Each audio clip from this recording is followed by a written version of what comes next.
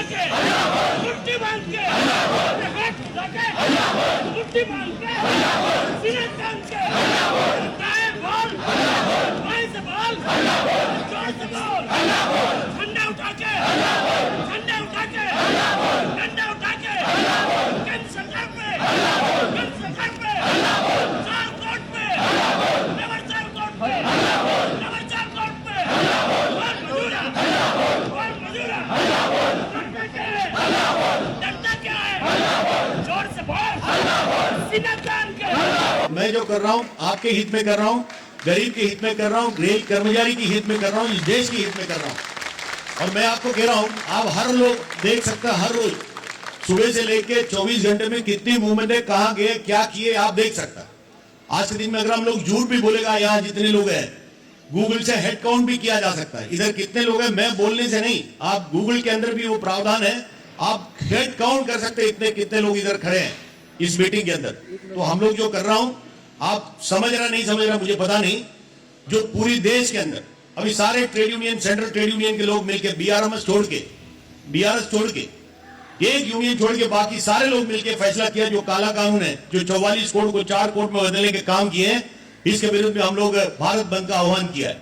भारत के अंदर कितनी राज्य कितनी जगह बंद है मुझे नहीं पता, और जहां तक हम लोग एचएमएस से जुड़े हुए लोग हैं, हिंदू मजदूर सभा, बड़े गर्व के साथ में कह सकता हूं, हिंदू मजदूर सभा ऐसा संगठन है, ऐसा केंद्र सरकार की ताकतवर एक संगठन है, किसी राजनीति से जुड़ा हुआ नहीं है। हमारा ताकत आप है, हमारा ताकत कर्मचारी है, और हमको किसी से डरने की जरूरत नहीं। हम सरकार के विरुद्ध में नहीं, हम सरकार की नीतियों के विरुद्ध में है। आपको इस बात को समझना जरूरी है। अभी वो पत्रकार भी हमको पूछ रहा था, हम राजनीति से जुड़े हुए लोग नहीं, किसी राजनीतिक नजर से सरकार की तरफ नहीं देख रहा हूं। हम जैसे संविधान की बात करते हैं, बाबा साहब की बात करते हैं, जो संविधान की नजर से देखता है, हमको दिए हुए अधिकार अगर कोई छीनने को कोशिश करेगा तो हम किसी को जीने नहीं देंगे। मैं आपको कहता हूं, वही हमारी सोच है। तो सेंट्रल ट्रेड यूनियन ने जो आदेश जारी करने के बाद हिंदू मजदूर सभा का general secretary comrade Harbhajan Singh Sidhu ji ने उनके साथ में मीटिंग किया था, उनके आह्वान पर। वो आपको मालूम है कि all India railwaymen federation Hindu Mazdoor सभा से संलग्न है। तो ऑल इंडिया रेलवेमैन फेडरेशन के महामंत्री कॉमरेड शिवपाल मिश्रा जी देश भर में सारे के सारे यूनियनों को, करीब 18 जोन के अंदर सारे यूनियनों को कहा कि इसको नैतिक समर्थन करना है। हम लोगों का तैयारी तो पहले से था, आपको मालूम है। इधर जितने जमा है इससे ज्यादा जमा हर जगह में, हर मंडल के अंदर, हर कोने कोने में करने का हम लोगों ने काम किया। तो उसकी मुख्य उद्देश्य है, जो काला कानून जो इम्प्लीमेंट होने जा रहा है, भले पास हुआ लेकिन इम्प्लीमेंटेशन पार्ट नहीं हुआ, ये अप्रैल 1 तारीख से होने वाला है। आप लोग कितनी समझ रहे नहीं समझ रहे मुझे पता नहीं। अगर वो पूर्ण रूप से अगर इम्प्लीमेंट किया जाएगा तो यूनियन ही खत्म हो जाएगा। मैं आपको कहता हूं, इस धरती में, इस देश में यूनियन नहीं रहेगा।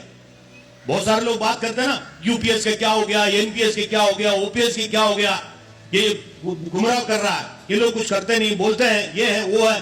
दुनिया भर के बात करने वालों को मैं कहता हूं, अगर ओपीएस की भी बात करो, इस ओपीएस को है ना, 2004 के बाद में जितने लोगों को भर्ती हुए हैं, इनको ओपीएस ही होना चाहिए करके कहीं पार्लियामेंट के सामने किसी संगठन के रेल के अंदर कोई अंदर संघर्ष किया होगा। यही लाल झंडे की यूनियन है, यही नेशनल रेलवे यूनियन है, वही ऑल इंडिया रेलवे फेडरेशन। मैं कहता हूं, एक बार नहीं अनेक बार पार्लियामेंट के सामने जाने के काम किए। वहां पार्लियामेंट के सामने जब कभी भी गए, वहां जितने भी लोग पहुंचे, मैं आपको कहता हूं, उससे 80% लोग जो पेंशन लेने वाला था उनको चिंता था, जो 2004 के बाद में जो भर्ती हुए लोगों का क्या होगा, इनका कैसा जिंदगी जिएगा, ये सोच के हम लोगों ने करने के काम किए। लेकिन उसके बाद में यूपीएस आया, वो यूपीएस भी आने के कारण को ये मैं बड़ा गर्व के साथ में कहूंगा, यूपीएस आया क्योंकि हमारे लाल झंडे की संघर्ष की वजह से आया। लेकिन वो यूपीएस में सारी चीज नहीं है, उसके विरोध में आज भी है। मैं तो खुलकर कह रहा हूं, मैं आपने देखा होगा कहीं मीटिंग के अंदर भी कहीं गया तो ये मुद्दा मेरा रहता है। मैं ये बात आपको बार बार इसलिए कह रहा हूं, जो युवा लोग है खास करके, जो 2004 के बाद में भर्ती हुए, वो एक ही मुद्दे पर बात करता है, ओपीएस। और वो छोड़ दिया तो काला कानून से उनको कोई लेने देना नहीं है। वो तुरंत बोला कि मेरा जीडीसी का क्या, मेरा एलडीसी का क्या, मेरा ट्रांसफर का क्या, मेरा स्पाउस ग्राउंड ट्रांसफर, मेरा इंटर रेलवे ट्रांसफर, मेरा इंटर डिविजन ट्रांसफर, है ना, मेरा प्रमोशन, इस तरीके से बात करता है। लेकिन सबसे पहले ये सोचने की जरूरत है, ये भारतीय रेल जिंदा रहेगा और रेल के अंदर काम करने वाला कर्मचारी जब जिंदा रहेगा तो हमको मौका मिलेगा बात करने का, तब आपको प्रमोशन की बात करने को मिलेगा, तब आपको जीडीसी की बात करने को मिलेगा, तब आपको एलडीसी की बात करने को मिलेगा, तब आपको ओपीएस की बात करने को मिलेगा। इसलिए सबसे पहले ये संस्था जिंदा रखना जरूरी है, इसलिए ट्रेड यूनियन होना जरूरी है। मैं आपको कहना चाहता हूं, 44 कोड को 4 कोड में बदलेगा, कल आपके पास कोई अधिकार नहीं होगा। कोई चिट्ठी नहीं लिख पाएगा, कोई मोर्चा नहीं कर पाएगा, कोई अधिकार के साथ में किसी अधिकारी के साथ में बात नहीं कर पाएगा, कोई डीआरएम को नहीं मिल पाएगा, कोई सीडब्ल्यूएम को नहीं मिल पाएगा, कोई जीएम को नहीं मिल पाएगा, कोई किसी से किसी भी तरीके के अधिकार के साथ में बात नहीं कर पाएगा। उसी को तो गुलामीकरण वो कहता है, उसी को तो गुलाम कहता है। तो हम आप क्या गुलाम बनना चाहते हैं? नहीं, गुलाम बनना चाहते हैं आप लोग? अरे गुलाम बनना चाहते हो क्या? अरे आवाज में भी दम जाइए, आवाज में ऐसे निकलता गुलाम जैसा नहीं। अरे तुम्हारा नहीं में ही गुलामगिरी दिखता है ना? गुलाम बनना चाहते हैं क्या? गुलाम बनना चाहता क्या? गुलाम बनना चाहता क्या? आवाज में दम होना चाहिए। सामने कोई खड़ा भी रहेगा, उसको समझ में आएगा ये ना कोई गुलाम थे, ना कोई गुलाम है, ना कोई गुलाम होने वाला है। ये हमारी आवाज पे चाल में होना चाहिए। मैं आपको कहना चाहता हूं, हम लोग डरने वाले लोग नहीं है। मैं 50 बार बोला, हम डरने वाले लोग नहीं है। हमको पत्रकार पूछा था कि भारत बंद का आह्वान किया तो भारत रेल को क्यों नहीं बंद किए? हम बोला भारत रेल को कैसा बंद करेंगे? आपको तो खेल समझ रहा, भारत रेल को बंद करेगा। भारत रेल को बंद नहीं कर सकता। कैसे बंद करेगा? भारत रेल हमारे देश भर में कन्याकुमारी से लेकर कश्मीर तक ट्रेन जाना तो 3 दिन लगता है। तो आप लोग तो ट्रेन में नहीं जाता होगा, वो अलग चीज है। कन्याकुमारी में ट्रेन पकड़ेगा, कश्मीर पहुंचने के लिए 3 दिन लगता है। तो आज अगर हम 1 दिन की बंद करेगा, अब सोच लो हम लोगों ने बंद किया, हमारे पास ताकत है, हम बंद करेंगे, गाड़ी हिलने नहीं देंगे। अरे भाई, हमारा जो माँ बहन भाई, अपने घर के सदस्य, अपने मोहल्ले के सदस्य, हमारे देश के गरीब, रेल को कौन इस्तेमाल करता है? जो गरीब लोग, रेल के अंदर कौन यात्रा करता है? देश के गरीब लोग। और वो फंस जाएगा।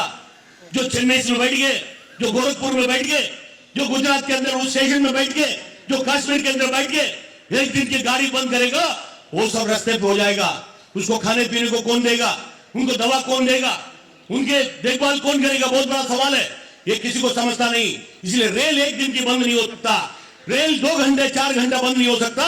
रेल अगर बंद करना पड़ेगा, हम लोग बैठ के निर्णय करेंगे।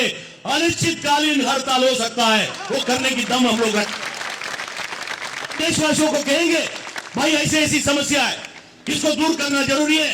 भारत रेल को बंद, आपस में बात करके हम लोग एक डेट डिसाइड करके जो भी प्रोसीजर चीज करना है उसको करते हुए भारत रेल को बंद करने की ताकत रखने वाले हमें, मैं आपको कहना चाहता हूं। तो आप लोग बात को समझिए। हमको किसी ने बोला ये जो काला कानून बंद करो, काला कानून वापस लो, ये सब बात होने के बाद हमको किसी ने पूछा, आपने देखा होगा रत्नागिरी के अंदर एक आयोजन हम लोगों ने किए। बहुत सारे लोगों को चेहरा दिख रहा जो रत्नागिरी में आए थे। अभी नारा वेणुनाथ देगा जनरल सेक्रेटरी, है ना? दिल से आवाज निकलना चाहिए।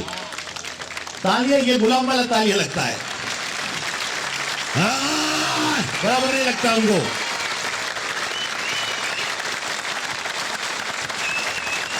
ये तालियां नहीं, रेल कर्मचारियों का तालियां नहीं।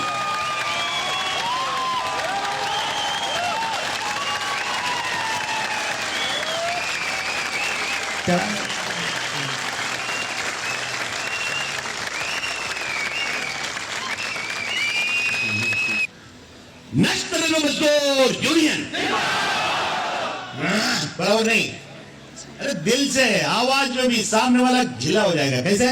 नेशनल मजदूर यूनियन, नेशनल मजदूर union, all India railwaymen federation, all India railwaymen federation, Hindu Mazdoor सभा, हिंदू मजदूर सभा, दुनिया के मजदूरों, दुनिया के मजदूरों।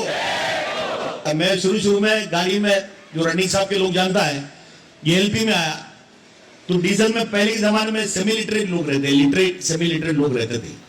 तो WDM-2 गाड़ी इंजन जो है मुश्किल से हमारा बॉम्बे डिवीजन में आया था शुरू में। वो WS-4 वाला जो गाड़ी है, 6 चक्का वाली गाड़ी है, वही गाड़ी ज्यादा चलते थे डीजल के अंदर। तो हम उसमें, मेरा बड़ा शौक था गाड़ी चलाने का, इसलिए मैं WDM-2 में काम करने के लिए कल्याण निकल गए। स्कूटर बाइक रहेगा तो गियर है ना 1 2 3 4, तो इसे WM-2 के अंदर 8 है, नोच है। 8 नोच मतलब मैक्स, जितनी स्पीड में है तो मैक्सिमम लोड खींचे जाएगा। जब भी जाता है 7 नोच के ऊपर लेता नहीं था। एक दिन मैं काका जी को बोला, काका जी ये क्या ऑटो में नहीं मिलता? तो मेरे बोले, बेटा तुमको कुछ समझता नहीं, चुपचाप बैठो। बोले क्यों? अरे हमेशा एक तो अपने पास रखने का ना, तो कुछ हो जाएगा तो क्या करेगा, ऐसा। लेकिन आज ऐसा हो सकता है क्या? आज नहीं। आज अपने पास रखिएगा तो घर भेज देगा रेलवे, क्योंकि गाड़ी आपका चलेगा नहीं स्पीड में। ये सब समय समय की बात है, इसलिए मैं कर रहा हूं कि ये जो पोस्टर है, ये जो बना के रखे हैं, सब आप लोगों ने पढ़ा होगा, ऊपर से लेके नीचे तक कितने पॉइंट लिखे हैं। मुख्य बात कुछ है, पूछेगा तो मैं बोलेगा कि काला कानून वापस ले लो। क्या लेने का? काला कानून क्या करने का? काला कानून क्या करना है? काला कानून क्या करना है? काला कानून क्या कर रहा है? काला कानून क्या कर रहा है? हाँ, इसको वापस लेना पड़ेगा। उसके बाद में अगर कोई पूछेगा, पत्रकार पूछते कि आपके पास ऐसी कौन सा ऐसा मुद्दा है, अगर रेल मंत्री आके आपको पूछ लूं, एक ऐसी बात करो, एक ऐसा बात अगर आप कह देगा, वो मैं करने को तैयार हूं। मुझे एक पत्रकार ने पूछा, मैं बोले एक ही बात कर लो, साहब को बोलो जो अगर एक बार हमको आके पूछ ले, साहब बोलेगा कि सारे मुद्दा मैं करने को तैयार नहीं, एक ही मुद्दा जो बोलो मैं करने को तैयार हूं। मैं बोला कि साहब ही बोलता है, रेल मंत्री जी बोलता है पार्लियामेंट में बार बार, 2.5 लाख वैकेंसी भर दो ना भाई, कुछ नहीं चाहिए हमको, 2.5 लाख वैकेंसी भर दो। जो हिंदुस्तान के अंदर, मुंबई के अंदर, महाराष्ट्र के अंदर, पूरी देश भर में जो बेरोजगार नौजवान घूम रहा है, उसको नौकरी मिलेगा। अगर आप करने को तैयार है, बाकी सब मुद्दा हम वापस लेने को तैयार है, मैं बोलने को तैयार हूं, करने को तैयार है कोई। लेकिन अभी तालियां कम बज रहा है, क्यों? अपने को तो नौकरी है ना, तालियां कम क्यों बज रहा है? क्यों? हमको नौकरी है, हमको तनख्वाह मिलने वाला है, हमको बोनस भी मिलेगा, हमको इंसेंटिव भी मिलेगा, हमको टीए भी मिलेगा, हमको नाइट ड्यूटी भी मिलेगा, हमको हॉस्टल का सुविधा भी मिलेगा, हमको गाड़ी में आने जाने की सुविधा भी मिलेगा। इसलिए हम तालियां कम बजा रहे, क्योंकि हम बेरोजगारों की तरफ हमारी ज्यादा नजर नहीं। जिस दिन बेरोजगारों की बात करेगा, जितना रेल के अंदर काम करने वाला हम आप जितने भी काम कर रहे हैं, आपसे 50 गुना ज्यादा लिखे पड़े नौजवान बाहर घूम रहे, उसको नौकरी नहीं। आपके भी कारखाने के अंदर भी शायद ठेके में ऐसा कर्मचारी हो सकता है जो आज से ज्यादा लिखा पड़े लोग हैं, जो 300 रुपए में काम कर रहा है, इसको मत भूलिएगा आप। इसलिए मैं कह रहा हूं कि अगर रेल के अंदर, रेल की बात कर रहा हूं, अगर पूरी भारत के अंदर जितने भी संस्था है, जो वैकेंसी अगर पूरी भरने की बात होगा, 50 लाख से अधिक वैकेंसी है। अगर भरेगा, हिंदुस्तान के अंदर 50 लाख नौजवानों को नौकरी मिलेगा। तो मुद्दा क्या होना चाहिए? नौजवानों को भर्ती करो, भर्ती करो। मैं आपको कह रहा हूं भर्ती होना चाहिए, बाकी मुद्दा सब ऐसे ही चलता रहेगा। तो इसलिए हमारा जो मुद्दा है, काला कानून वापस ले लो, है ना। जो रेल के अंदर वैकेंसी है उसको भर्ती करो, जितने भी जहां वैकेंसी है भर्ती करो। ठेकेदारीकरण नहीं चलेगा, यही तो हमारा मुद्दा है। तो हम लोग ठेका मजदूर भी चलाता है, कभी कभी फिर आपस में चर्चा होता है, देखो अपने को कर्मचारी की बात करता है, ये ठेके वाले को भी संभालता है। अरे भाई, ठेके वाले को हमने ये नहीं बोला कि तुमको रेल के अंदर परमानेंट कराऊंगा। ठेके वाले को हमने ये कहा कि महाराष्ट्र सरकार या केंद्र सरकार जो मिनिमम वेतन जो निर्धारित किए हुए हैं, वो आपको दिलाने की जवाबदारी हमारा, हम उसके लिए ताकत लगाएंगे। और आप भी इंसान करके धरती में है, वो आपको मिल रहा है कि जो साधारण सुविधा जो हर इंसान को होना चाहिए, एक वॉशरूम की सुविधा होना चाहिए, ये दिलाने की जवाबदारी हमारा है। इंसान है, कहीं गरीब है, कहीं काम कर रहा है, उसको पानी पीने का सुविधा होना चाहिए, ये हमारी जवाबदारी है। कहीं छाव में बैठने का सुविधा होना चाहिए, ये हमारी जवाबदारी है। उसके लिए हम वो यूनियन चलाता है, पैसा कमाने के लिए नहीं। 100 रुपया उसमें से लेता है। जिस दिन हमारा भूतपूर्व महामंत्री ने उसको बनाने का काम किया था, उस दिन से लेकर आज तक जितने भी सदस्य उसमें बना होगा, जितनी पैसा उसके अंदर है, वो 1 रुपया भी हमने खर्चा नहीं किया, पूरा का पूरा पैसा सेव करके रखा हुआ है। हम लोगों ने उसके कार्यक्रम पूरा एनआरबी का पैसे से करता है। इसलिए मैं ज्यादा विस्तार रूप बोल के आपको बोर नहीं करना चाहता हूं। मुझे लगता है कि आपको सबको गाड़ी भी पकड़ना है। एक्चुअली करी रोड में हमारा कार्यक्रम था। करी रोड बोला इसलिए बहुत सारे सेक्रेटरी लोग खुश है, क्योंकि कुछ लोग बोलता कि नहीं, हम लोग करी रोड सोच के हमारा आधा आदमी उधर चला गया। अब इधर जो लोग, मैं बोला ना, मैं गिना कितने लोग देख लिया, तो उसने, अब उसको ज्यादा चिंता नहीं, उसका दिमाग में क्या है। मुझे विवेक कॉमेंट बोला था कि उनको बहुत सारे लोगों से पूछा, तो बोला नहीं, हमको पता नहीं चला, हमारा करी रोड चले गए लोग। तो करी रोड में 2 आदमी खड़े के, मैं बोला कोई लाल कपड़ा पहन के कोई आए क्या? बोले एक भी नहीं आए इधर। मैं बोला जरा झांक के देखना, लोकल में कोई तुझे नहीं जा रहा आगे? तो बोले लोकल में भी कोई दिखे नहीं। मतलब इधर जो कम आया उसके लिए एक ही फायदा हो गया, क्योंकि जगह बदल के आपने, इसलिए इससे ज्यादा लोग होता था, सब करी रोड चले गए। वाह रे वाह। अब इधर तो हम गिन रहा है, बाहर खड़ा रह के गिन रहा है, अंदर खड़ा रह के गिन रहा है। आपको सब पता है कौन सा शाखा है, मेरे लिए नहीं बोल रहा हूं मैं, बाद में पछताएगा आप लोग। एक दिन ऐसा आएगा, मैं शराब नहीं दे रहा है, एक दिन ऐसा आएगा तो आपको रास्ता दिखाने वाला नहीं होगा, है ना, आपको नेतृत्व करने वाला नहीं मिलेगा आपको, क्योंकि सब अपने स्वार्थ में आगे, ना आपको खुद रास्ता दिखेगा ना दिखाने वाला होगा। ऐसे कोई दिन नहीं आना चाहिए, यही हमारा उद्देश्य है। इसलिए आप लोगों को पीछे पड़ के कार्यक्रम करने का काम करते हैं। आप समझिएगा इस बात, हर लोगों को पकड़ पकड़ के लाता हूं, लेकिन जितना बोलता उतना ही करेगा। अरे कुछ तो अपना भी दिमाग लगाना चाहिए ना, ये कार्यक्रम क्यों कर रहा है? माटगा कारखाने के अंदर कर रहा है, तो माटगा कारखाने के लोग सबसे ज्यादा खुश होना चाहिए। मुंबई डिवीजन के सारे लोग इधर आए। आपको मैं बताता हूं, मुंबई म्युनिसिपल मजदूर यूनियन जो एचएमएस से जुड़ा हुआ सारे यूनियन एक साथ मिलकर कार्यक्रम करने का फैसला था। मुझे उन लोगों ने बुलाया, तो एचएमएस का जो जनरल सेक्रेटरी हरभजन सिंह सिद्धू जी हमको बुलाया था, मैं गया था। तो महाराष्ट्र का जो सेक्रेटरी संजय वाड़ोकर, तो इनके साथ में मीटिंग हुआ, तो उन्होंने बोला कि एक कार्यक्रम करना है, तो भारत बंद है, सारे सेंट्रल ट्रेड यूनियन एक साथ में मिलके तुझे 1 करोड़ वाला सदस्य वाला एचएमएस का वाइस प्रेसिडेंट भी है, मैं वाइस प्रेसिडेंट भी हूं एचएमएस का। तो बोला कि आपको कुछ तो करना पड़ेगा। तो मैंने क्या चाहते हैं? तो बोला कृति समिति का प्रोग्राम है। बोला कृति समिति का प्रोग्राम में नहीं आऊंगा, एचएमएस का आगे लेके प्रोग्राम करो, मैं पूरी की ताकत लगाऊंगा, तो आप देखते रहेगा, वो मेरा जवाबदारी। तीनों ने मेरे लिए म्युनिसिपल मजदूर यूनियन के लोगों ने परमिशन ली है, जो कर रोड के बगल में जो महाराष्ट्र स्कूल है उसके मैदान में, उनको पुलिस ने परमिशन भी दे दिया था, बोला आ जाओ इधर करेंगे। और परमिशन देने के बाद कल से रेल के अंदर जीएम साहब ने बुलाया था, परसों के दिन, कल डीआरओ मिले थे, तो सबको हमने बोला कि हमारा कार्यक्रम मुंबई डिवीजन का कहां रहेगा। जिस हिसाब से उनको पता चला उनके ऊपर प्रेशर गया, तो रेलवे का प्रेशर, आरपीएफ, जीआरपी, जितने एजेंसीज गया मुझे पता नहीं, तो उनको मुंबई म्युनिसिपल मजदूर यूनियन को जो परमिशन दिया था, वहां के एजीपी ने उनको बुलाया, भाई आओ जरा बात करना है। तो उनको बुलाया, तो बोला कि आपको जो परमिशन दिया हो तो कैंसिल कर रहा हूं, हम कैंसिल। बोला क्यों? अरे वो लाल झंडी का रेलवे की यूनियन को काय को बुलाया इधर, कोई इधर खड़ा रहने को जगह नहीं है, वो बड़ा ताकत वाला आइटम है। अरे तालियां कम मत बजाइए, मैं ताकत की बात कर रहा हूं। और सबसे बड़ी चीज आपको पता क्या, वहां के लोगों से जब बात किया म्युनिसिपल मजदूर यूनियन का, उस यूनियन के नेताओं का कहना था, इतने सारे समय में इतने कार्यक्रम किए, जितने इज्जत के साथ में उन लोगों ने पेश नहीं किए, अभी जिस तरीके से पेश किया, तो हाथ जोड़ा कि इधर कार्यक्रम मत करिए। आपको अपनी ताकत का अंदाजा होना चाहिए। इस यूनियन का ताकत का अंदाजा जब होगा, हम अपने नेशनल रेलवे मजदूर यूनियन के लाल झंडे के कार या पीछे में डाल के पूरे हिंदुस्तान का भ्रमण करेगा, तब आपको पता चलेगा ये यूनियन ने क्या किया, क्या कर रहा है, क्या करने वाला, तब समझ में आएगा। मैं आपको कहना चाहता हूं, हम डरते किसी से नहीं, किसी से नहीं डरता। मैं आपको कहना चाहता हूं, डरना भी नहीं चाहिए। हम लोग सब अपनी जिंदगी अपने काम करके जीने वाले हैं। हम लोग जब किसी को भी मिलता तो उनको कहता हूं, हमारे यूनियन के अंदर ऐसे कोई पदाधिकारी नहीं जो अपने काम ईमानदारी से नहीं करता होगा, वो यूनियन हमारा नहीं, यूनियन के अंदर आके काम न करे। मैं हर लोगों को कहता हूं, जिस पद के लिए नियुक्त हुआ, अपने आप को भाग्यशाली समझिएगा। जो जिस पद में नियुक्त हुआ, अपनी ईमानदारी से काम करिएगा 8 घंटा, तब तो अपना संस्था जिंदा होगा, भारतीय रेल जिंदा होगा। जो बाद में बचा हुआ जो समय अपने घर का, जो 18 घंटा, उसमें से अगर थोड़ा सा भी समय निकाल के हफ्ते में 3 दिन भी अगर इस यूनियन को देगा, संस्था भी मजबूत रहेगा, यूनियन भी मजबूत रहेगा। कोई माइक लाल आपको नजर उठा के नहीं देख सकता, मैं कह सकता हूं। ये अपना चाल है, इसको समझे इस बात को। इससे ज्यादा मैं कुछ कहना नहीं चाहता हूं।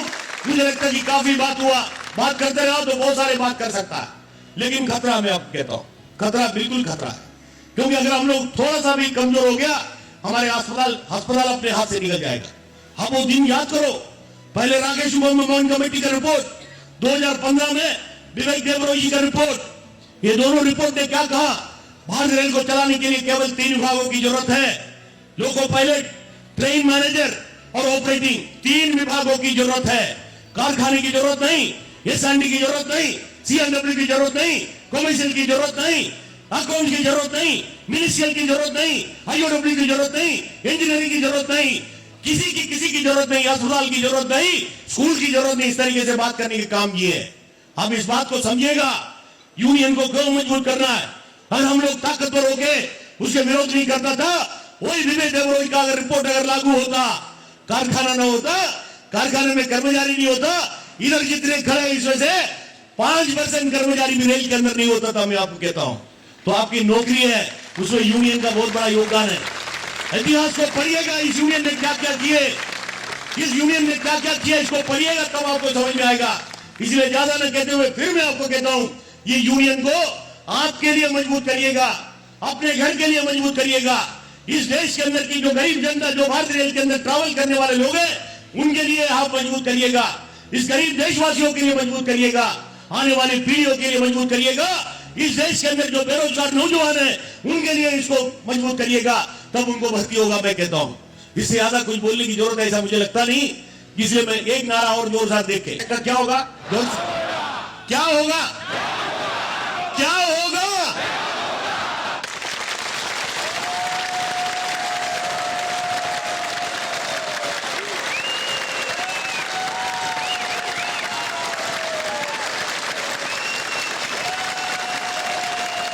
बस बस बस बस। मुझे लगता है आपने टोपी वाला पढ़ाई कम किया लगता है स्कूल में। और कुछ कार्यक्रम करते थे, अलग अलग चीज के लोग हैं, चलता है भाई। एक लाइन और सुनिएगा, देखो बड़ा अच्छा हुआ ये प्रदर्शन जो है, बिल्कुल हिंदुस्तान के अंदर हर जगह में गया। लेकिन कल कुछ पाने के लिए अपने रेल के अंदर खास करके कुछ लोग मिलेगा। हम लोगों का जो कार्यक्रम था ना, घर में बैठ के, अगर वो नहीं किया होता, लाल झंडे क्या कर सकते थे? कुछ नहीं। और उसी के लपेटे में हमारे लोग भी चले जाता है। अभी हमारा जो लिखा, किसी ने फोन करके बोला तो आपने उन्हें जो लिखा, तो इस मुद्दे में पहला मुद्दा ओपीएस होना चाहिए था। बताओ, काला कानून वापस लो, उसके लिए पूरी सेंट्रल ट्रेड यूनियन एक साथ में मिलके कार्यक्रम है। इस कार्यक्रम का सेंट्रल ट्रेड यूनियन का उद्देश्य क्या है? काला कानून वापस लो। अभी कोई अगर बोलेगा ओपीएस पहले में होना चाहिए, अब उसको कौन ऊपर वाला समझाएगा मुझे पता नहीं। तो मुद्दा बिल्कुल है, मुझे पूछेगा तो काला कानून वापस लो, तो जरूरी है तब तो यूनियन देगा। दूसरा, मुझे अगर कोई पूछेगा जितनी वैकेंसी है भरो, बिल्कुल मैं उसी पे हूं, वैकेंसी भरना पड़ेगा। तीसरा मुद्दा मैं मानता हूं ठीक है, तो हमको करना पड़ेगा, वो तो हम करेंगे। अब यूनियन को आप ताकतवर बनाइए, जो जिस हिसाब से ताकत बनानी चाहिए वैसे ही बनाइए। जो आप जो बोलेगा वो कानून में नहीं है, कोई भी करा के देने की जवाबदारी हमारा। जो कानून में नहीं उसको बना के देंगे, इसीलिए ताकत लगेगी। कानून को बदला जा सकता है, कानून को नया बनाया जा सकता है, बनवाया जा सकता है, उसके लिए ताकत लगेगी, है ना? ढीला डाला वाला ताकत नहीं, तो लगेगा। तो उसी के लिए आप लगे रहिए, इतना ही मैं कहता हूं। मुझे लगता है आप लोग भी थोड़ा बहुत समझा होगा, और चलते फिरते गॉसिपिंग मत करिएगा। यूनियन के हित में यूनियन को ताकत बढ़ाने वाली बात करिए। और मैं शाम है, शाम संध्या समय है, नहीं तो शाम को ढूंढते बैठेगा लोग, तो आप घर सही सलामत जाइएगा। और मैं हमेशा लोगों को बोलता हूं, अपने आप को संभाल कर रखना, अपने आप को संभाल कर रखना, अपने लोगों को संभाल कर रखना। और मैं खास करके ये बोलता हूं, आपको जिसने घर से भेजा है, जिसको देख के आप घर से निकलते हैं, जो भी अपने लोग हैं, तो मुझे लगता है आप अपने आप को संभाल कर रखेंगे। वो जो रखना जरूरी है, अगर आप लोग सही नहीं है तो कोई काम का नहीं है। तो आप अपने आप को सही संभाल के रखिएगा। दूसरा, जाते हो ये काम आधा लोग पसंद नहीं करता, नशील पदार्थों से दूर रहिएगा। बिल्कुल कहीं यहाँ वहां घूमना नहीं, कहीं घुसना नहीं, कहीं बैठक करना नहीं, और यूनियन को मजबूत करिएगा। और मैं मानता हूं कि आप लोग करेंगे। और ये जो काला कानून वाला जो उसके खिलाफ जितने मुद्दा है, और आठवां वेतन आयोग से लेके 2.5 लाख वैकेंसी भरने की बात को लेके, जो ओपीएस को लेके जो भी आदेश होगा, सबसे पहले भारत रेल के अंदर कोई रेल बंद होगा, ये लाल झंडे के ताकत से मध्य रेल कोमल रेल बंद होगा, मध्य रेल कोमल रेल बंद होगा, ये गारंटी है। मैं तो कहीं भी जाने को तैयार हूं। तो बहुत सारे लोग ये सोचता होगा, जब जिसके पास 100% मेंबरशिप नहीं है, जिसके पास 100% मेंबरशिप नहीं है, बंद कैसे कर सकता है? ऐसा कोई लोग सोचता होगा। इसके ऊपर भी चर्चा होगा। मेरे पास 60% मेंबरशिप है। कितना? 60। मेरा टारगेट है 70। कितना? 70। लेकिन 60 में से जो दूसरे भी बहुत सारे यूनियन है, उनके भी होगा बहुत सारे परसेंटेज। ये जो 60 में से भी मेरा जो कटर है, अकेला जो एनआरबी का मेंबरशिप वाला है, ये 60 में से मुश्किल 30% होगा। 30%, आप समझ जाओ इस बात को।